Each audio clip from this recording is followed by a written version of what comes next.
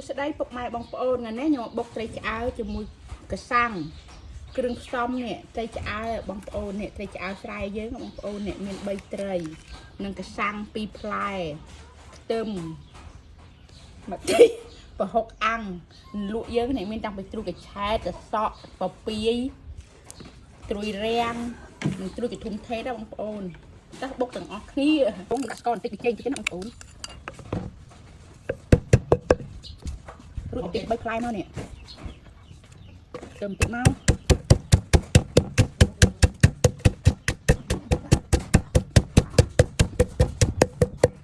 ចាប់តាមមកដល់បងប្អូនទៅរួចយើងជីកសាំងដាក់មក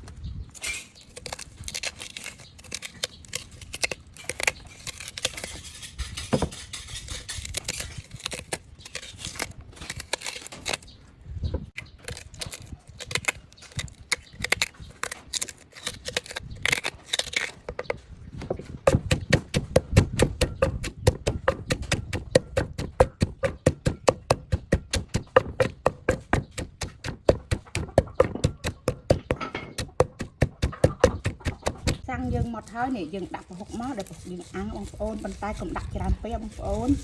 ដាក់បន្តិចបានហើយខ្លាចវាប្រៃជ្រុល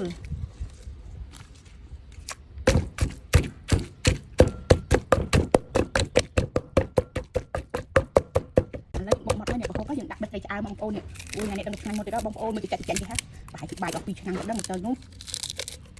ហើយត្រីឆ្អើរនេះយើងកំដៅតិចតិចស្រួយទាំងស្បែកបងប្អូននេះទាំងស្បែកនេះវាស្រួយបងប្អូនទឹក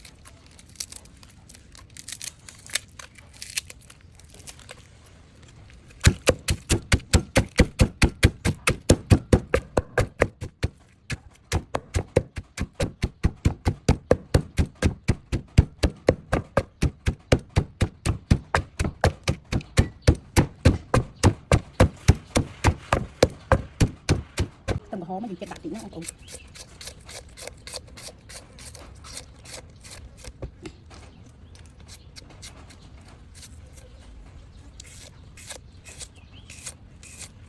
ជីអាណាបន្តិចមកនេះដើម្បីឲ្យវាឈ្ងុយបងប្អូនជីរណាបន្តិចជីនឹងវងបន្តិចទៅឲ្យវាធំក្លិន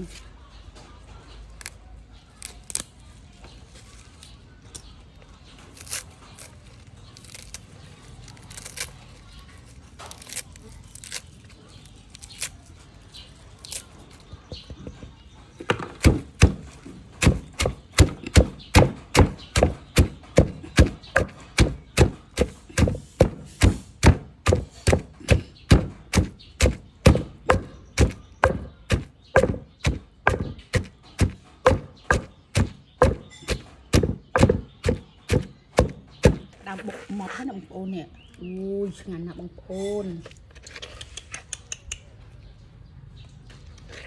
បានបាយកក៏ឆ្ងាញ់ទៀតនេះបងប្អូនអូនបុកត្រីឆ្អើរជាមួយកសាំងរួចណាបងប្អូនមកហូបជាមួយខ្ញុំសាកលោមើល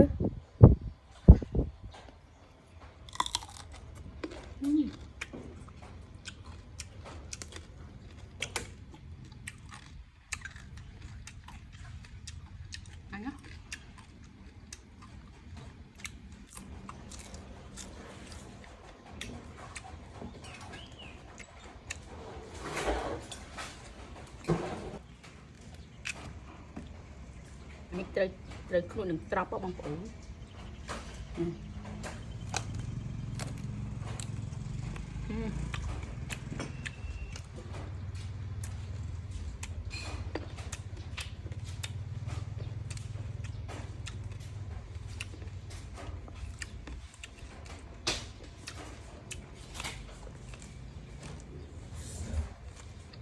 បងប្អូនត្រួយរាំងយើងហ្នឹងអូយនឹងកធុំថេតបេះគៀនលបងខ្លួនឯងបងប្អូន